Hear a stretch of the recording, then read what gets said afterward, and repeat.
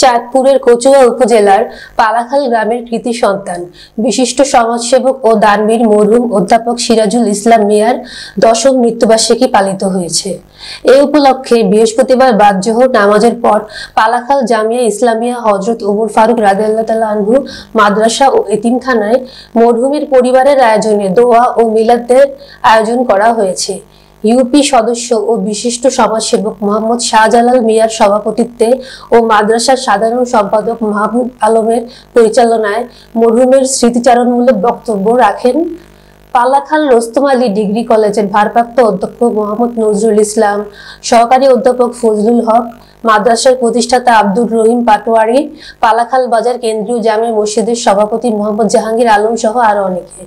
এ সময় কলেজের সহকারী অধ্যাপক দেলোয়ার হোসেন, সমাজসেবক জসিমউদ্দিন প্রধান, সিদ্দিকুর রহমান, আব্দুল মোতালেব, ব্যবসায়ী মিন্টু পাটোয়ারি, ডক্টর জাহাঙ্গীর আলম, মাস্টার মোশাররফ হোসেন, মরহুমের আত্মীয় স্বজন সহ এলাকার গণমান্য ব্যক্তিবর্গ উপস্থিত ছিলেন। পরে মরহুমের রুহের মাগফিরাত কামনায় বিশেষ দোয়া ও মোনাজাত পরিচালনা করেন পালাখাল বাজার কেন্দ্রীয় জামে মসজিদের ইমাম আজিজুল হক সালেহ।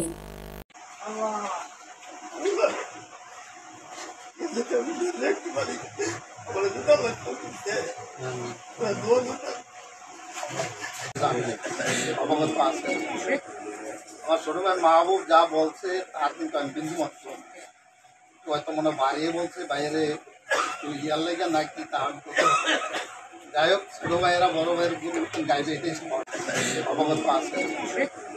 আমার ছোট ভাই মাহবুব যা বলছে তার কিন্তু আমি বিন্দু মাত্র হয়তো মনে বাড়িয়ে বলছে বাইরে তুই ইয়ার লেগে নাকি তা যাই হোক ছোট ভাইয়েরা বড় ভাইয়ের গাইবে এটাই